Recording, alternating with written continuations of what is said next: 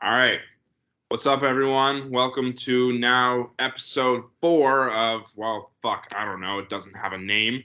I don't need a name, do we? It's just an hour of me talking about music. And if you don't have an hour to listen to me talk about music, we're going to have some timestamps below.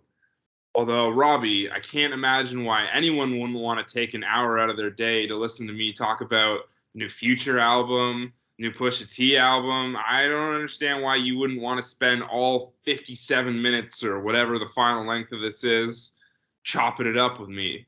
Come on, guys, buckle in.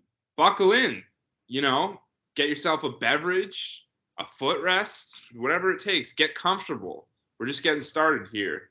And, you know, I'm gonna have some special guests on this episode, so you don't want to miss those. What if you find out from your friend? He was like, "Oh, were you listening to the RapCentrist shit yesterday? He brought Antonio Brown on to talk about his album, and you missed it, and you're gonna feel like an idiot.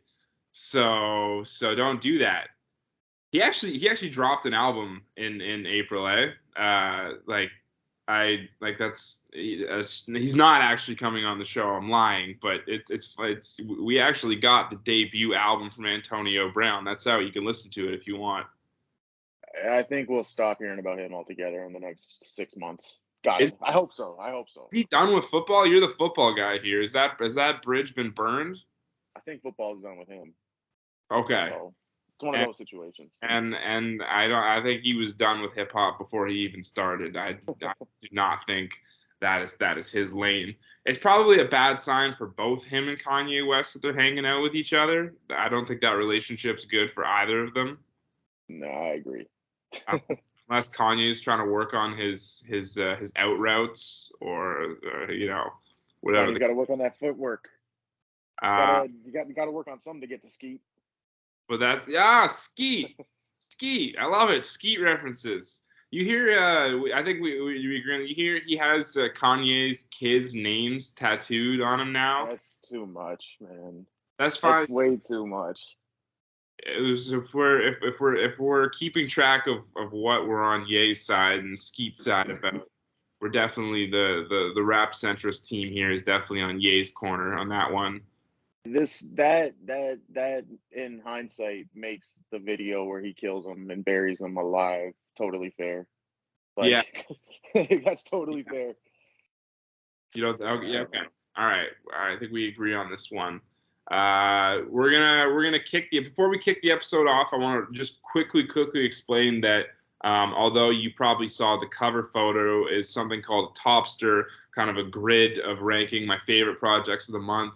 I just wanted to say to anyone who this is their first time listening that the goal of this episode is not to really get caught up on how I ranked the albums. I rank them based off my personal favorite, but I don't sit, tossing in my bed at night thinking about whether I want to put Billy Woods or Action Bronson at the 4 spot. These episodes are more for me to share my opinions on hip hop music. Maybe I put you onto something. Maybe I start a conversation with you about something. Maybe you loved the Fabio Foreign album and I didn't. Let's talk about it.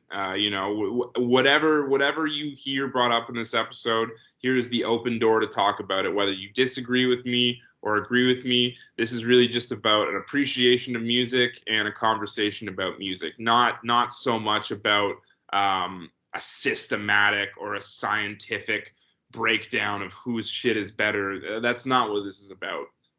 And as always, we encourage everybody to engage. If you don't like our take or our ranking on an album, or you think we didn't rank an album that you thought should have been ranked, let us know. Yes, please do. Please, even if you think your comment's stupid, just drop it.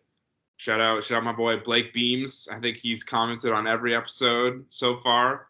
Blake, if you're watching, fucking love you, kid. Shout out.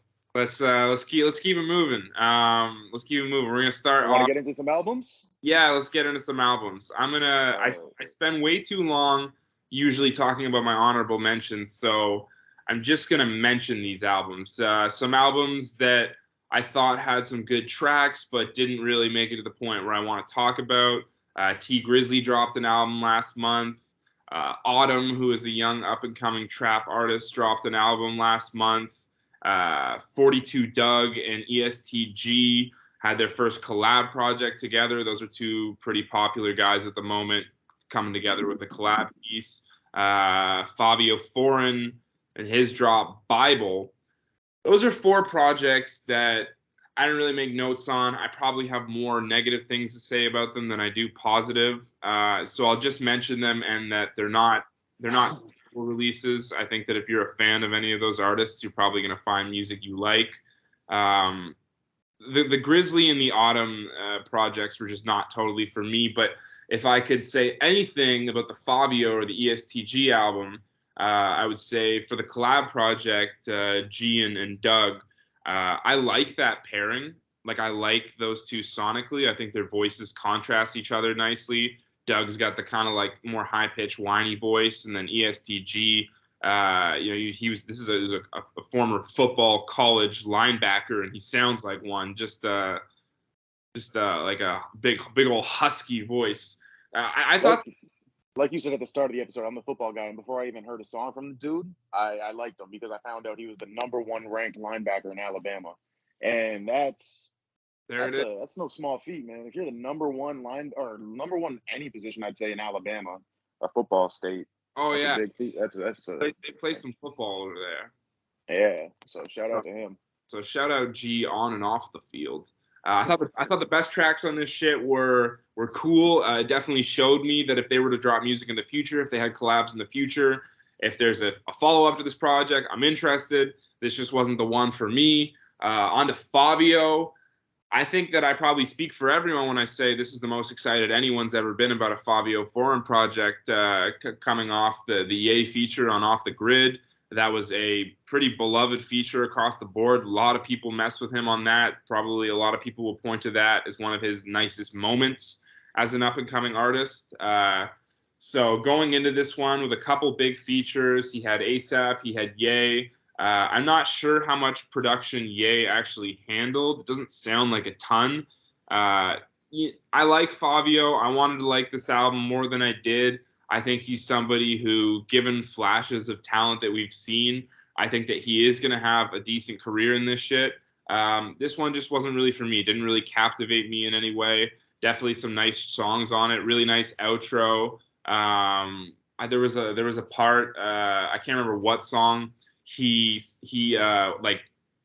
kind of covers DMX's "Slippin'" in a nice way in one of the tracks, where he does he puts I'm slipping, I'm falling, I can't get up, and he does it nicely. So anytime a rapper brings back some old school shit and kind of does it justice, shout out there. Paying a little homage. Yeah, I rocked with the ASAP collab too. Definitely a couple songs on this album that I liked, but given everything else that came out this month, this one kind of just was forgotten about pretty quickly by me. Tell me if you disagree. Tell me if the Bible was that shit for you in the month of April. Not you, Robbie. I mean, you could tell me, but I meant in the comments. I was just gonna say on the album, they had way too many features, in my opinion. Yeah, that's all I really wanted to say about it. I kind of was joking with you as soon as it came out that having 2 Quavo features on the first 3 songs in 2022 is a little bit of a bad sign, I'd say, but I do like what I heard, but I just felt like it wasn't enough of him on his own debut project. The first album we're really hearing from him as like a up and coming artist, and it's just covered in features.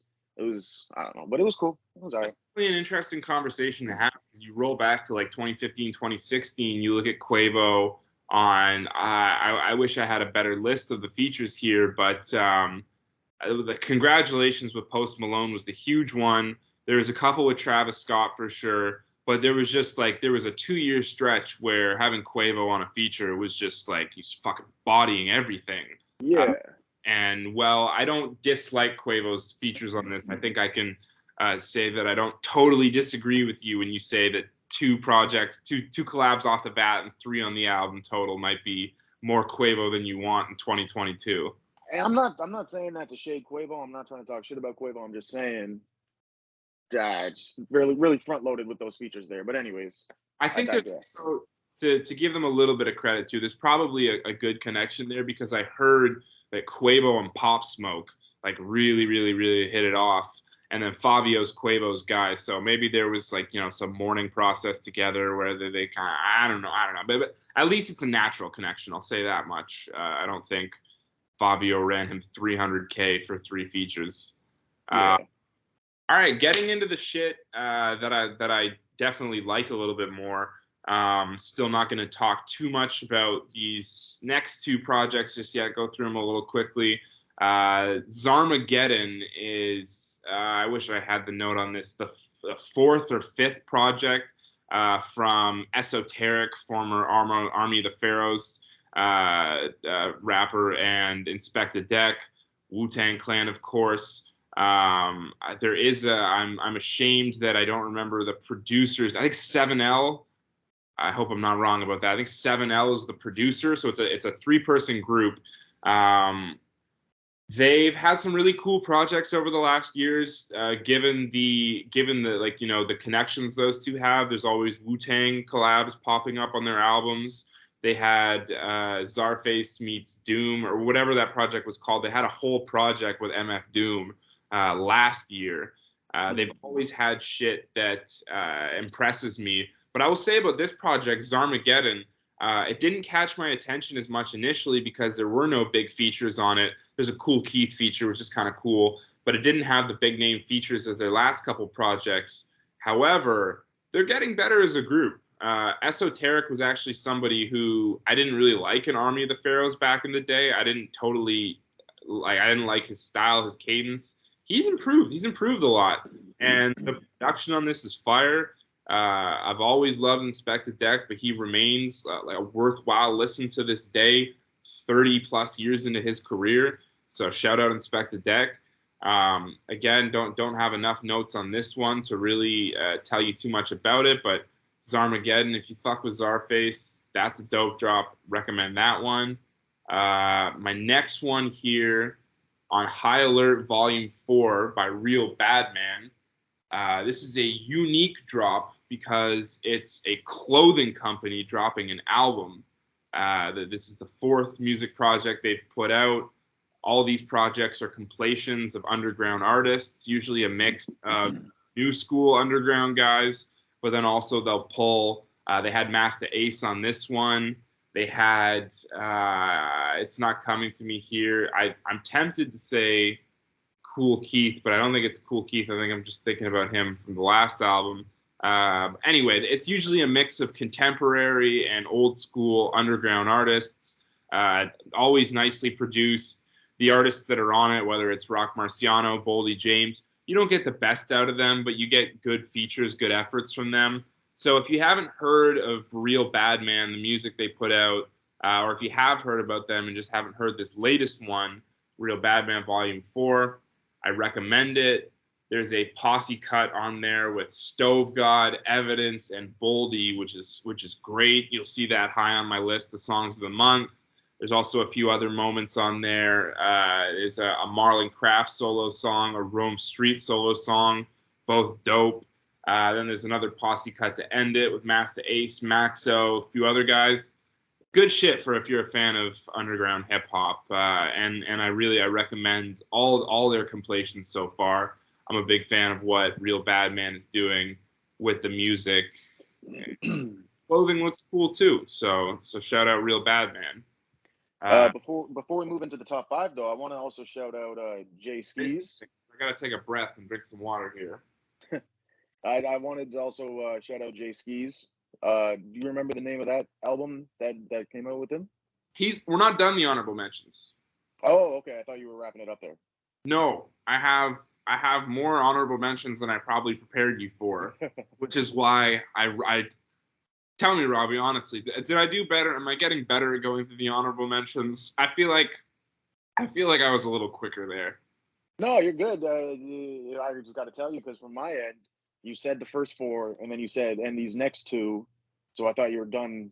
We're not the honorable mentions. We're not even. We're just starting the honorable mentions. All right. My bad. Don't let me step on your toes now.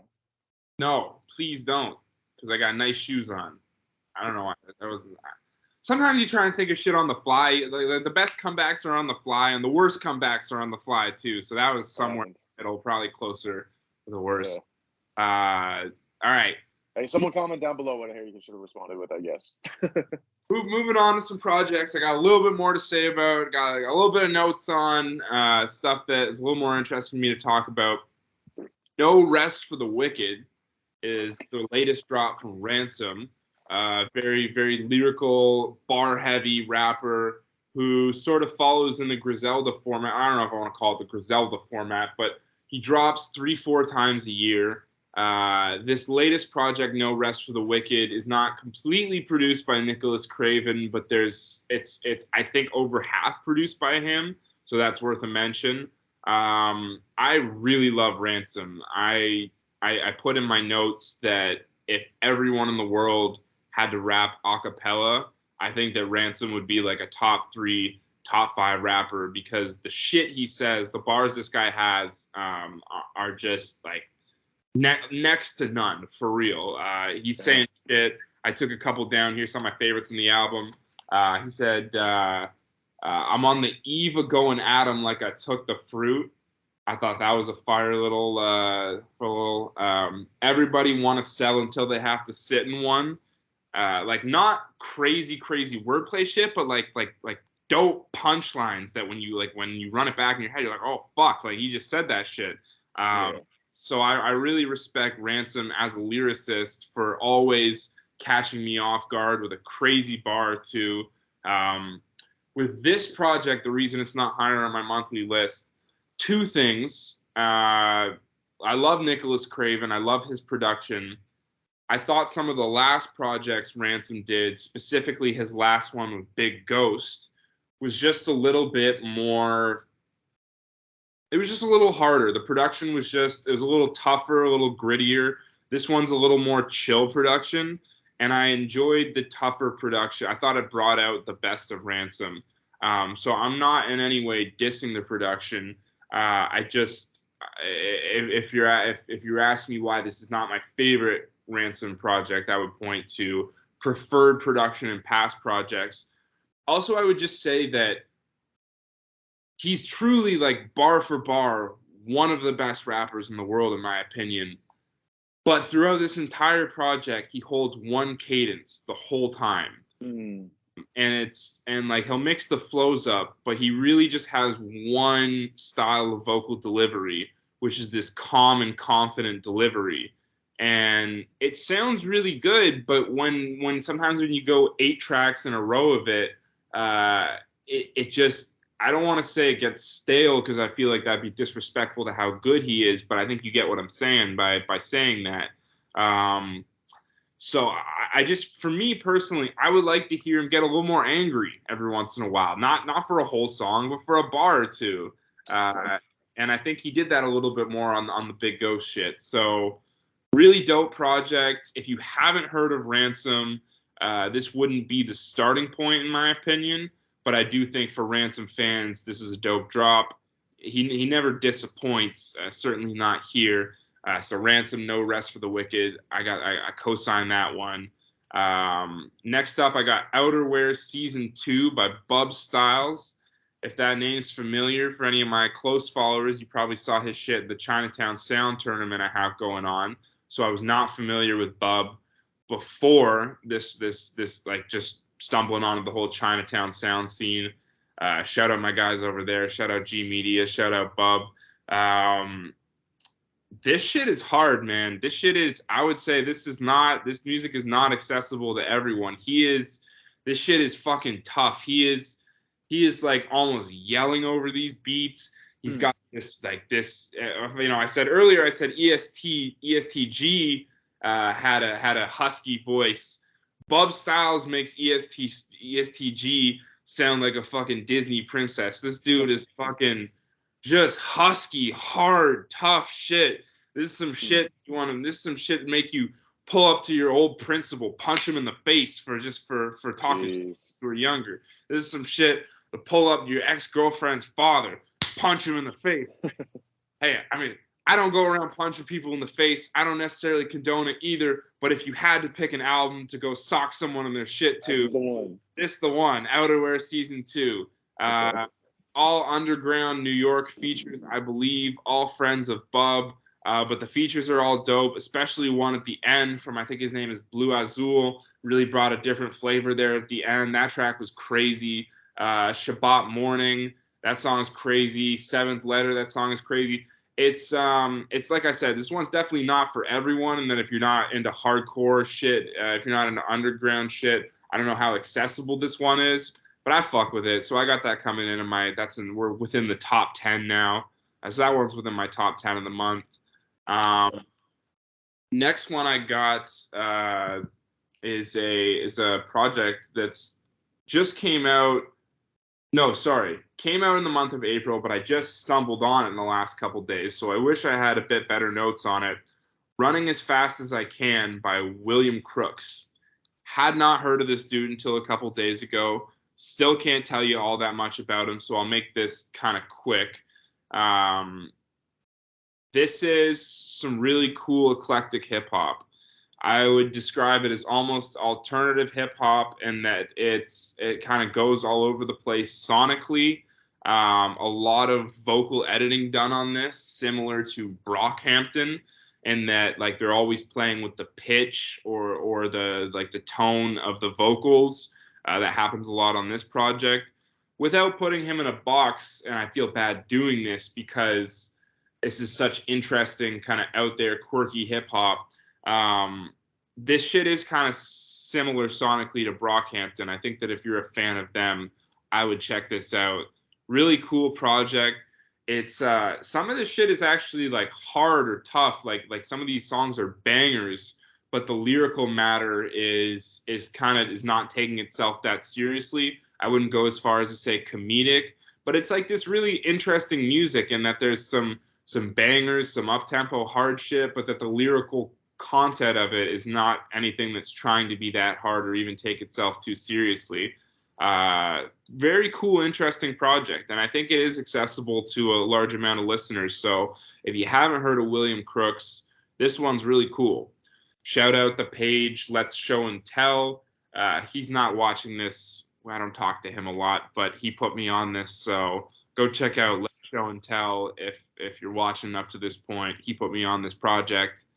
Now we get into the top 7. So we're getting these next 2 projects didn't make the top 5, but if you're in the top 6 or 7, chances are I had a moment where I was thinking there, and I was playing around, and I was wondering, is this in there? Could this make the top 5? So I got at number 7, I got Red Veil, his latest project. This is not his debut. I think this is his third, I want to say. This is his third album, Learn to Swim. Something we've talked about with young artists, like when we brought up Corday a couple months ago. I don't even know if I'd call this an album, because the lines get blurred with these young guys. Like, is this a mixtape? Is this an album? Is this a project? Sometimes you have guys drop 5 projects, and then all of a sudden they're dropping their debut album.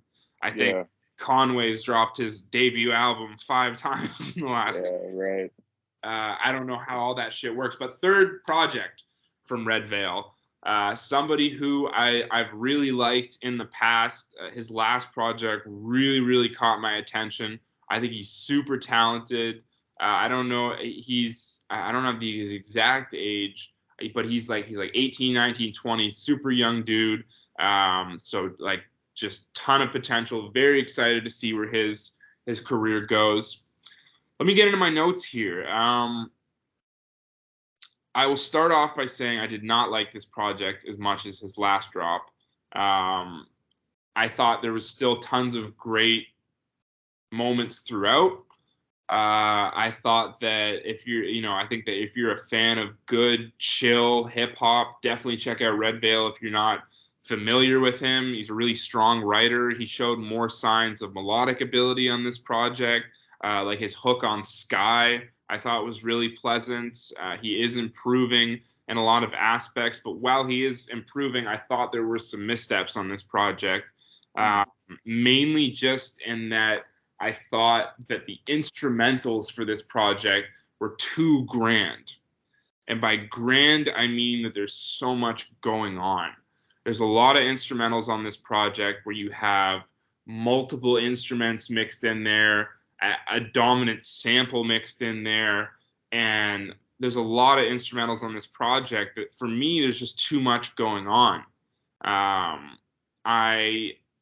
The point of this show is to talk positivity about music, so I don't want to nitpick this young artist too much, but I will just say that if you're a fan of Red Veil, or if you really like this album and you wonder why I don't have it a little higher on my list, I'll just say that the production for me got too crowded. I would call it crowded.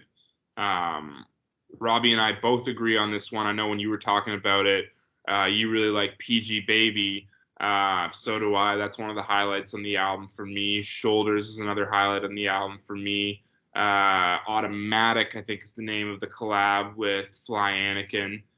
So dope moments on the project, but overall, didn't captivate me totally overall as a project. But yeah, shout out Red Veil. Tons of potential. Fully expect him to have a number of great projects over the next few years. Robbie, we got our last honorable mention. Stick with me here, people. The top 5 is coming. Our last honorable mention is Authenticity Check by Jay Skeese. So this was one I really thought about putting in the top 5. Interesting to compare to the last project I was talking about, Red Veil, where I thought at times he maybe tried to do a little bit too much. Jay Skeese is not trying to do too much on this project. He's not trying to get into any personal moments. He's not trying to make anything really thematic here. This is really just some cypher type shit, a display of his skills as a rapper. Really just, again, like just flashing his abilities from wordplay to punchlines to flows. I think this is 8 tracks where you just get like a really good body of evidence that Jay Skeese can rap his ass off. And it definitely stays in that element the whole project and never tries to do too much, which is maybe why I didn't enjoy it to the length of my 5 favorite projects of the month. But there's nothing I disliked about this album. This is 8 dope, cypher sounding kind of type tracks. Productions handled by Big Ghost, who I was just talking about when I was bringing up Ransom's last project. Big Ghost is fire, man. Big Ghost is one of my favorite underground producers doing it. Funny story about Big Ghost, too. I heard from Westside Gunn when talking about him. Apparently, he started as a blogger who Westside Gunn loved. Like, he just loved his blog so much that they got to talking, and somewhere along the lines, he started making beats. Shout out Big Ghost. He doesn't get talked about a lot when Alchemist gets brought up, when Derringer gets brought up, when a lot of these like big underground guys get brought up. Big Ghost is right there, man. Shout out Ghost. Do I have any other notes on this one? Authenticity Check. Yeah. Like, again, there's a really confident, hungry energy from Skeese on this project. And honestly, I'll have to admit, when Conway first announced his Drumwork label about a little over a year ago, and he announced the signing of Skeese and his female artist, Seven the Genius, I didn't totally understand the Skeese signing, to be honest. I thought that he had, he clearly could rap, but I kind of saw him being as, I was like, okay, well, he has bars, but he's not all that interesting as an artist, and maybe, I don't know if he can rap to the point where I'm going to be interested in him just from his rapping. But I was wrong, because this is an example of a project where I really think that it's like just 8 songs of just straight up rapping, and I love it. Well, really quick, I want to say on that note, I was wondering to myself if this was the same guy, but you saying what you said answered that question for me. But just about maybe 2 months ago or so, right before Conway put out his album, he put out a mixtape, just rapping over other people's beats. And Jay Skeese was featured on a lot of those songs, and he killed those tracks, in my opinion. When I was listening to that, I thought he was carrying that project. Not surprised at all. He's definitely one of those dudes who, like, you could just put in a room and play 30 beats, and he's just gonna, like, some people think it's corny when you say, better rapper, worse musician. I've heard, but it really is at the point with Skeese where, like, he might not be this amazing musician at this point. I'm not trying to take shots, but he is an amazing rapper. I'm not saying he's a bad musician, but he's an amazing rapper, and I think the music is still coming along. But like these bars, like his fucking his rapping is crazy. And to your point, where you're saying he was snapping all over that mixtape, don't be surprised if in one of the next couple Conway drops, or if they drop a Drumwork album, if he just fucking like bodies and takes the moment from Conway on one of his tracks, because he has that ability. Well, he did that. I think they went up to LA Leakers and he did that. Yeah, man. Conway and him went up to LA Leakers. It was one of those radio stations. I And don't. they did a freestyle, and yeah, Jay killed it. Without further ado, top 5 albums of the month. I'll do top 5. All right. If you've been here the whole ride, if you're 30 minutes in and you made it here, fucking awesome. I'm gonna put the timestamp like 10 seconds ago. So if you're just hopping in, I want to. No, I want to say something. I want to say something mean, but you're still watching at the end of the day. So. And we appreciate everyone watching. All right, man. Let's give the people what they want. Let's give them the top 5 of the month. I think this is where you lead it off, my man. Yeah, let's kick it off with number 5, Action Bronson, Coco Drillo Turbo. This has me a little tongue-tied. This project comes in at 30 minutes and has production from Derringer, Alchemist, of course, and Rock Marciano. This, to me, was just a very typical Bronson album. What say you? A difficult Bronson album? Typical Bronson. Yeah, it definitely is. And I'm gonna I had a lot of fun with this project, but I think that's just my bias in being a big Bronson fan. A lot of his kind of like comedic references, and him just being this kind of like stoner who loves old sports figures and movie characters, like that kind of plays right into my wheelhouse and shit that I love. But I definitely agree with you in that this is kind of the formula that he's been running with on a few of his last projects, which Alchemist is all over. This is a almost entirely Alchemist-produced project, I think. Or no, not entirely, but Alchemist is all over this one. Mostly, yeah. I think Derringer has the intro and maybe the second last song, and Rock Marciano only has the song he's featured on, and then the rest is Alchemist. Yeah. I know Derringer's got the Mayhem Lauren collab, because that's one of my favorite moments on the album, Turkish. But this is, I will say, fucking love Bronson, so please don't think I'm trying to like nitpick or trying to be negative about Bronson in any way. That's the guy. He's established himself, but Robbie's not wrong in that this is a little typical of what he's been doing over the last couple of years. Very similar to Only for Dolphins and similar to Lamb Over Rice. And while I like this project, I don't think it totally hit the heights that those ones did. The sort of the idea behind the production is very similar to his last couple projects, kind of abstract hip hop production, a lot of old timey samples, a lot of instruments to the point where you could have a full band play these instrumentals. I would agree that this is a pretty typical from him over the last couple of years, and that while it was in no way disappointing to me, this was sort of the same style or sound of Only for Dolphins, but didn't quite hit the same level of quality for me. I think that it being 10 songs could have actually hurt it a little.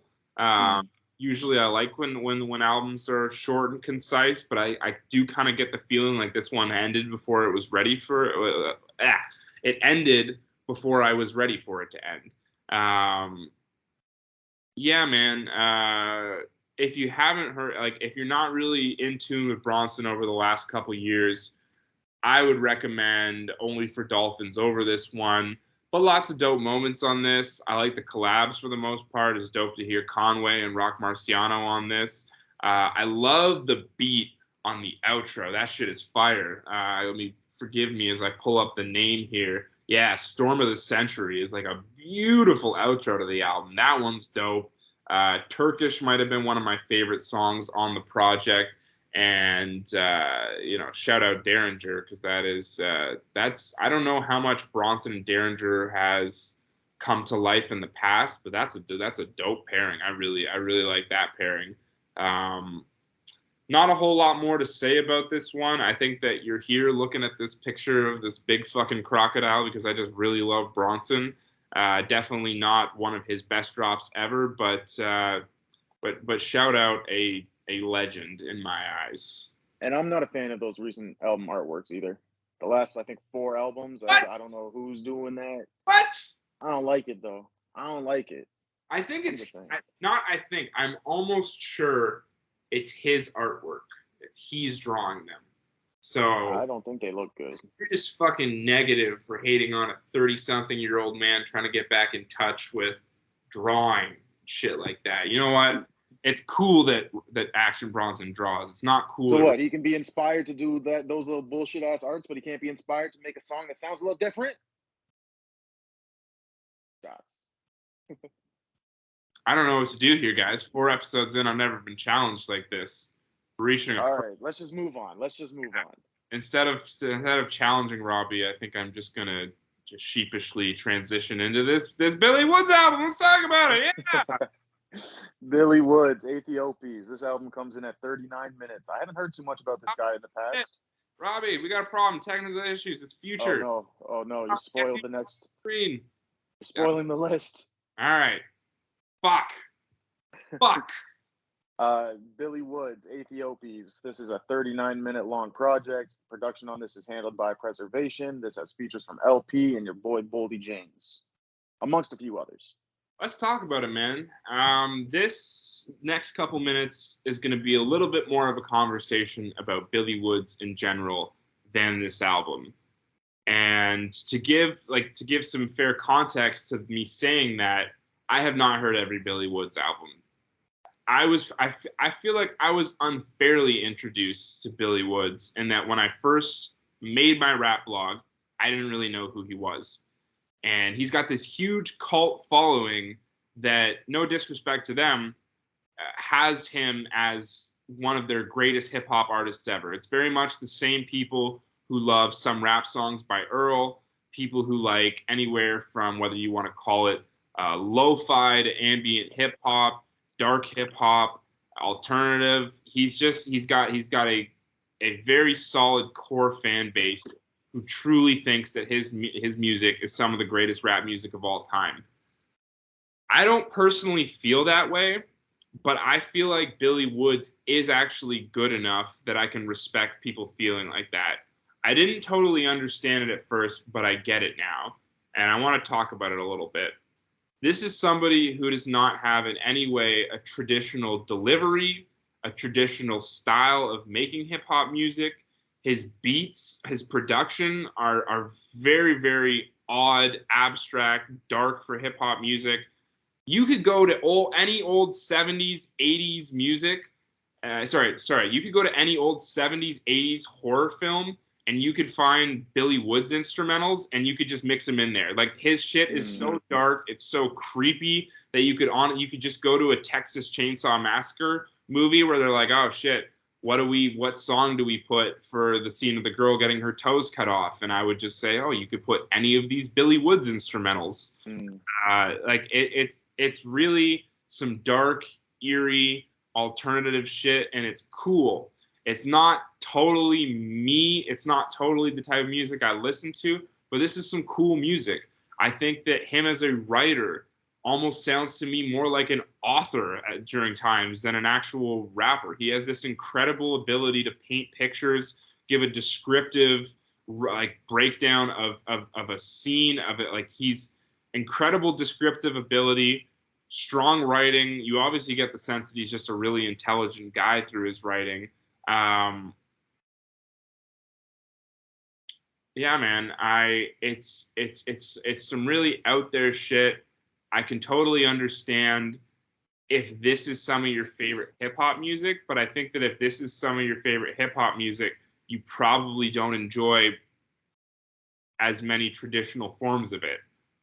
Tell me if I'm wrong. Tell me if you're a Billy Woods fan and you also love Outkast and Tribe Called Quest, and I'm just being a fucking loser by trying to tell you what you like and what you don't like. I put this one at number 4 on the month out of respect for how well crafted a project I think this was. This is a listen all throughout that is very cohesive. His writing all over it is great. Again, the production is something that's not necessarily in my wheelhouse of what I love to listen to, but I want to just compliment how well put together this album was and respect the talent and the ability within this album. I had a hard time putting Bronson's album over this, just in that I thought this was better crafted, although it might not be. You don't need. Okay, I don't. If you're listening, you don't need to hear me say it's not for me anymore. You've heard me say that 10 times. It's not that I didn't like it. I just know that some people are going to love this one a lot more than I did. For me, some of the more traditional rap moments on it, whether it's the Boldy feature or the LP cut, which is really dope, which is Billy, LP, and another rapper whose name I can't recall, just going back and forth for 2-3 verses. Robbie, anything to say on this one? On this one, I'll second what you said. It wasn't really for me. But I was surprised when you said it wasn't for you, because when I listened to it, it had a lot of newer Earl Sweatshirt vibes. And I know you're a fan of newer Earl. So I was surprised to hear you say you weren't a huge fan of how this was coming across to you. But for me, yeah, it was a little too alternative. I think the difference between him and Earl for me is that I do think, because Earl and Billy have collaborated several times over the last couple of years through Billy's group, Arm & Hammer, which he has with Lucid. I still think Earl Sweatshirt, whether the production is anything but typical, and whether you can point to a lot of similarities between their work, I still think that it is a little bit more of a conventional hip-hop sound to Earl Sweatshirt's music, where I truly think this is some abstract author type shit. I think that Earl was inspired by Billy. I could be wrong. Who knows what he's been inspired by? But I don't think, I think that he was inspired by him, but then still holds enough of his own sound that I gravitate towards a little more than this. This is really a slow, unconventional, gloomy, dark listen with vivid storytelling, author-like writing. And it's again, no matter how many times I say it's not totally my sound, I just want to applaud the honestly, like, the brilliance in some of this. I think that this is really, really talented music. I do. That's why I have Ethiopia's coming in at number 4 of the month. And number 3, Vince Staples. No, I changed it up. Changed it up on me. Oh gosh. It up on you. It's there was a 2-day period. Okay. Well, I'll explain. We have Future coming in at number 3. Future. Okay. Future coming in at number 3. Future, I Never Liked You. 1 hour and 5 minutes. This is going to be the longest project we got on the list here. And this has, the usual Future producers on here. You got TM88, Wheezy, Southside. A lot of it's handled by ATL Jacob, who I'm pretty unfamiliar by the name, but the sound, I can see that it's ATL Jacob. And this one, it has features from Kanye, Young Thug and Gunna, Lil Baby, and Drake appears on this project twice, with his second song titled "I'm On One." To explain the technical difficulties that Robbie and I just went through, to his credit, this is my fuck up, not his. I sent him the list, which I had Future at number 2 and Vince Staples at number 3, because there was this 48-hour window where Future is so new. I was just like, this shit slaps, it's so good. And then I kind of had to remove myself from the pollen that I was extracting from the Future hive, and I had to get myself out of the sauce. I was lost in the sauce, and I had to listen to Vince Staples again and remind myself that, yeah, this is better than Future's new album. But I really like this new Future album, and I really don't like where the conversation on this album has gone from what I've seen. From everyone, from the dickheads at Complex to a lot of the people who I see talking about this album, I feel like who Future is dominating the conversation about this project more than the project itself. I feel like everyone wants to talk about how Future's 40 and needs to stop making music, and how, like, there's no maturity on the album, and how, these lines are childish for a 40-year-old to be saying, or that, this is the same future we're getting over and over again. I'm fine with people Well, saying, hey, guess what? Guess what? He never liked those critics anyways. he never liked you. Never liked you. I will say that as far as the criticism that this is just more of the same from Future, I'm not mad at that. I can understand that if anyone who is not that big a fan of Future came into this album and was like, okay, he didn't really offer me anything different here, or if you're a fan of his absolute best work, but you only really like, if you only really like Future, the best shit he's ever put out, but you're kind of more of a casual fan, maybe this one's not for you. I'd be surprised if Future fans don't like this album, and I am a Future fan. I thought that his vocal performance over 48 minutes of this project, when you mention an hour, that's the deluxe drop. The OG is 48 minutes, and I thought that over that 50 minutes, I thought he really had a dope vocal performance throughout. I always love when there's a mix of tempo. I thought he gave us some chill, melodic shit. I thought we still got that up-tempo, frenetic, old 2015, 2016 Future, that just crazy energy, that was still here. But there was a lot of melodic shit, too, from the collab with Thames, the Puffin' on Zooties. I really think that... The intro is crazy, yeah. I love the intro, too. Thank you for bringing that one up. So there's some classic Future on this. There's some more improved melodic Future on this. I think that his performance on this album is great.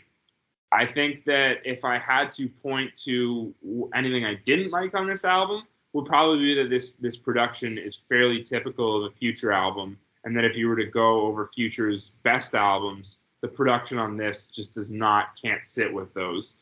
Shout out ATL Jacob. I don't think that this is bad production in any way, but I do think that if you look back to his Metro Boomin projects, they're just clear difference. So I thought that having typical production that never really brought anything new to the table for Future might have hurt this one a bit. But I really think he showed out all over this project. I thought that the collabs were solid. I love Chickens with ESTG. That's one of my favorite songs. The Drake collabs are maybe not. Why am I blanking on their collab? They're not the same caliber as their What a Time to Be Alive collabs. But I thought the Drake collabs were dope in some of the stronger moments of the project. There are misses over the 16 song drop. I thought the song For a Nut was pretty ridiculous. The chorus, them talking about how he'll boss a bitch up for a nut. And I don't really come into a Future album looking to judge his morality. I will say that was just a cringy, painful chorus. I will boss a bitch up. That just doesn't sound good or cool. That doesn't sound like something I want to put on repeat while I work out or frankly do anything too. But to end on this one, I will say that I think that Future is very much a character. When it comes to the women in his life, I think that aspect is real. I think he really is sleeping with 200 women a month. I think that some stuff from him talking about the gang shit to definitely the drugs, I think that he is a little bit of a character to some degree, and I think he knows what people think of him, and I think he plays into that, and I don't take it all that seriously. Like I said, I don't come into a new Future project thinking to myself like, oh, I really hope he's matured on this album. I hope maybe we can hear some insight. I hope he talks about his childhood. I hope we get some real insight into the life of Future, and I hope that he talks about his plans going forward. I don't know if he would do a very good job of that, to be honest. I kind of prefer getting this shit from him. And honestly, there are some vocal improvements on this one, in my opinion, and I even think some of the lyrics here are fire. Forgive me, everyone. This might be the most cringy moment of the episode. I'm going to run through some Future lyrics here. Oh, jeez.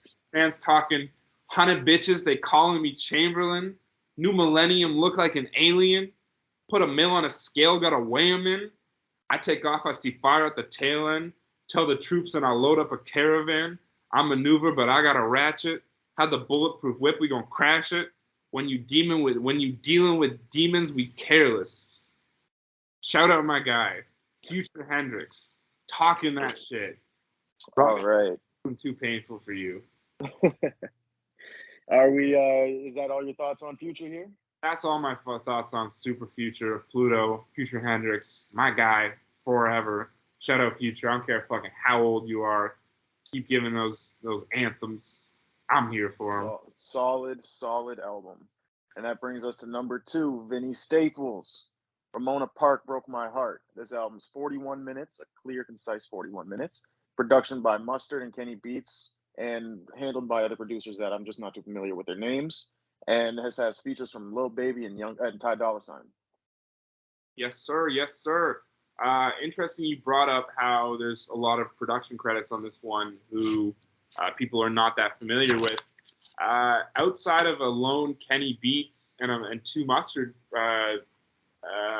songs here, we didn't actually get producers who I'm all that familiar with, but the production is one of my favorite parts of this album. So Great. Not only the producers, but shout out Vince for going out and finding people to craft this beautiful album. I think it's amazing how many different producers there were on this, but yet how much of a cohesive, enjoyable sound there was to this one. Let's talk about Vince Staples, man. This is somebody who I've been a fan of since the jump, since he was confused for being an Odd Future member, since he, most of his collabs, most of his big songs were coming. This is someone who first got a look through kind of being friends with Earl, Tyler, Mac Miller, Casey Veggies, other people who were bigger than him at the time. But over and over the years, Vince Staples has continued to get better. I can't think of a project where Vince Staples really had a big step back and there was ever really a halt in the gradual improvement that is Vince Staples.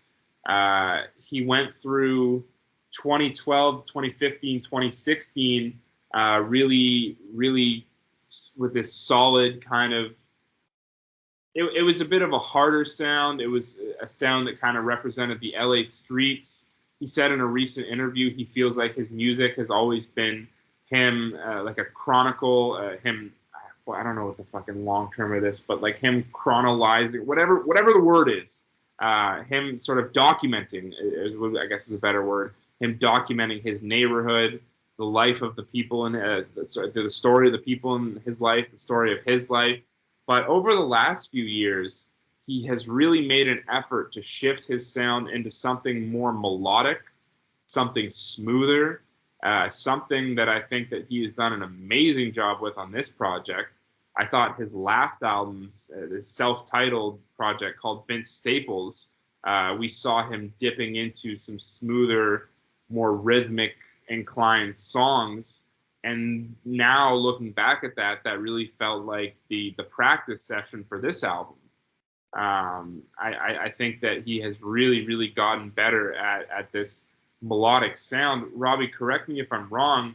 This is somebody who started out with really kind of a cranky voice. Like he had this kind of like whiny, cranky voice when he first started rapping. And he has really done a great job into transitioning that into some real smooth shit.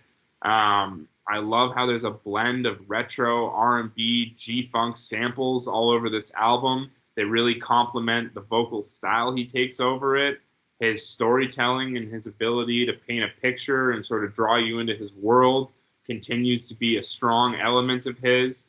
I think that we get a lot of his talents that he's had on the last couple albums, whether it be the fact that he's clever or the fact that he's got kind of like, he can say some hard shit because he's lived that life, although he might be a little more of a storyteller. I thought we got all of that, but packaged into something that was, I need to find a word other than melodic or smooth, but that's all I'm coming up with here.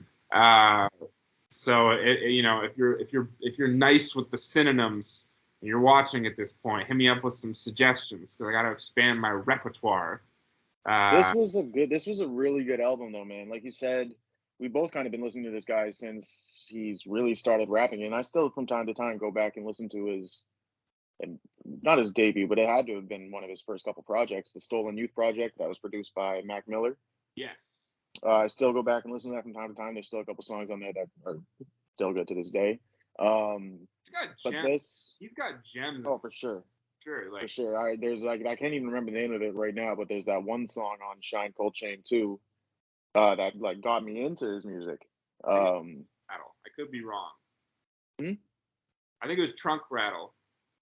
Maybe I can't remember. It's been a while since I've heard that song, but this project, this man, it's really good. It's his best project. Yeah, It really seems like he found his sound and what he's in his artistry, what he's trying to do with his music, and I'm looking forward to hearing more songs like this or more projects like this from Vince. I'm with you on that one. I'm not mad at you saying this is worst project. I don't know if I'm ready. I don't know if I through just like everything else that I've had to listen to this month, I haven't really like had the moment to like really decide to myself, is this my favorite Vince Staples project? A lot of people would probably point to Summertime '08 or Big Fish Theory. I know those are two of his more acclaimed projects. I think the Big Fish Theory is an awesome, excellent sounds. But this, I can probably clearly say this is probably my favorite Vince Staples vocal performance over the length of an album. And the production's amazing too. That's not my way of saying that this isn't great production. Before I continue on here, I'm going to just scan through my notes, see if there's anything. I think we tackled it all.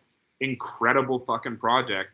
You know, it even finds a way to mix tempos nicely. Like you have a song like Lemonade with the Ty Dolla Sign collab, which is not even close to my favorite song on the album, but it's just a nice tempo change. It's a really smooth listen. You can listen to this one from front to back. Here at RapCentrist, we got a lot of nice things to say about Ramona Park Broke My Heart. Big Vince Staples fans over here. And honestly, this would have, in my opinion, this would have, if it wasn't for this next guy, this would be in the running for #1 for the month. Yeah, this easily, like we had Saba won 1 month. This was like no competition. I like this way more than that. Last month, I'm blanking on this here, but yeah, no, like in other months, this would have easily taken the top spot. But that brings us to our #1 for April. Who take that top spot? Who took that top spot? Who you think took that top spot? That top spot? It's the Cocaine Dr. Seuss Pusha T. Dr. Seuss. Yeah. Pusha T. It's Almost Dry. This project, 35 minutes and 53 seconds. Production from Pharrell and Kanye West, and features from Kanye, of course, Jay-Z and Pharrell, Kid Cudi, Lil Uzi, and his brother. Brought his brother back, Malice. Yes, sir. We listened to this one together. We hopped on a party. We just a moment for the culture. The new Pusha T. We got a little Spotify listening session going. Heard it together. Shit was fire.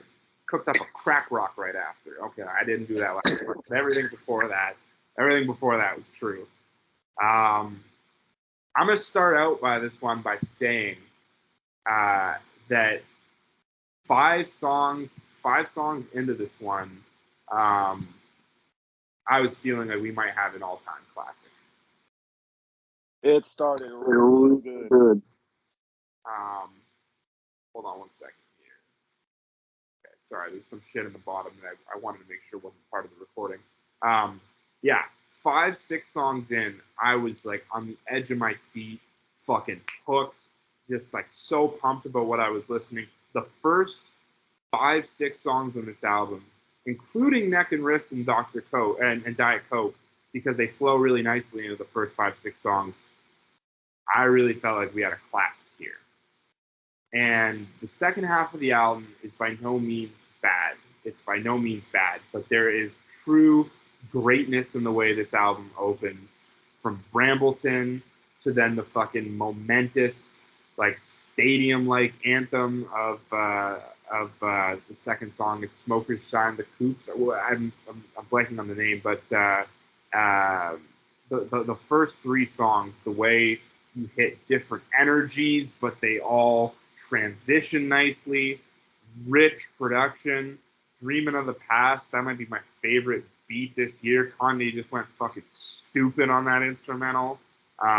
First 3 tracks of this album are crazy. And I think that let me start to get into Pusha T here, I think that he is somebody who has always had good production, has always had a great cadence, vocal delivery, but I think that there is just over at Good Music, they have really honed in to understanding what the sound of Pusha T is, what type of beats he sounds the best over, what works for him. And I think we have a project here, and It's Almost Dry, that just displays this incredible product of what Pusha T is. He has further established this villainous persona. It's deeper than just being a drug dealer. He is like a rap supervillain. You hear it in his vocal inflections, his cadence. This is the sound to it. There's this dark, menacing sound to Pusha T. It sounds great. What am I talking crazy here? Am I No, you're good. Whiffs off the crack fumes?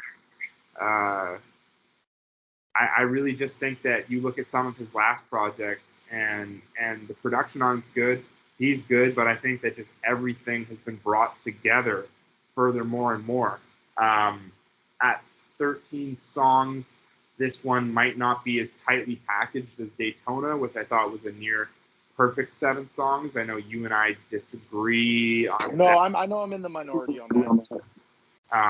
Yeah, well, yeah, but I mean, it's not like a disgusting minority. You're not like telling anyone Certified Lover Boy is your favorite Drake album.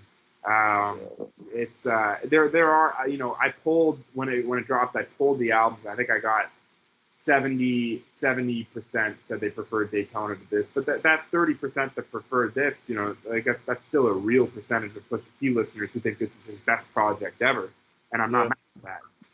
But when I talk about what brings it down a little bit, I just think that first half is true greatness, and that there's a moment or two where it stumbles towards the end. Specifically, I thought that the Don Toliver and Lil Uzi collab just didn't make a whole lot of sense. I thought that everyone showed up on that collab, so to say. Like Uzi's got a solid verse. The song as a whole just isn't. It doesn't. The sound doesn't continue through all 3 artists as something that all makes sense together. They're also, I hate saying this because I know how nice it was on paper, but I didn't love the outro. It's sick for him to have Malice on there. It was one of my least favorite instrumentals of the project. It's got this great opening to the instrumental, but as the instrumental takes life, maybe one of my least favorite instrumentals. And then, I was just a little underwhelmed by how they signed off on it. Maybe I'm in the minority on that. I just thought that we have this true greatness in the first half of the album, and then the second half is this really good project, but sort of derails it from being a classic, because that's how good the first half of it is. Well, hypothetically, if this were to be Pusha T's last album, that would be a pretty good outro. The way the production is handled, getting his brother back on the track. Just saying, hypothetically, if. Yeah, no, I'm with you, and he could maybe even like this has the potential. Like, who knows? Maybe this could win a Grammy, or maybe not. Award shows the only way you bitches get robbed.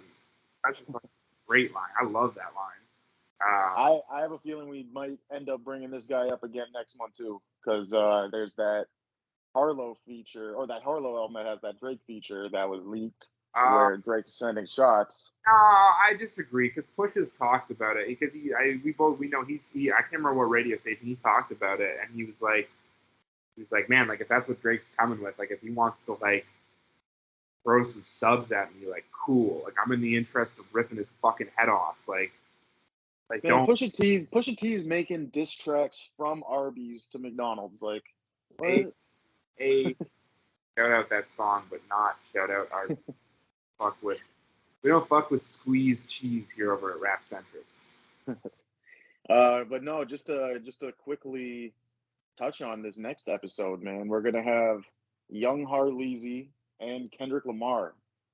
Those are gonna be 2 big albums to be talking about next month. And Kendrick comes out around the middle of the month, so we're gonna have a couple couple days to really sit with that and run through it. It's going to be a double album I'm seeing, and I'm excited. Possibly a double album. I mean, it looks like a double album. This is the Kawhi Leonard of rap music. Nothing is confirmed. Okay. This is facts. There's I think there's the meme with Kanye. I've seen it with Kendrick too, which is like, I'm not gonna believe that the new Kendrick album's out until I'm on song 4. Yeah. No, it's. I mean, what? It's been 5 years, right? Since his last album. Yeah. I think that at some point it'll be 6 this year, because I want to say, damn, might be 2017. Yeah, it's probably 5 years. It's been a while though, man. It's been a while. And if Highly anticipated. Been listening to this whole episode, it's been a while. I don't know if anyone's made it from start to finish, but if you have, or even if you tuned in somewhere during Philly Woods and you're like, this guy's a fucking idiot, I'm gonna listen to the rest of this. Just a hate watch, you know? Yeah, shout out to But Robbie, man, I'm feeling like this was maybe one of our best yet. I'm feeling like this was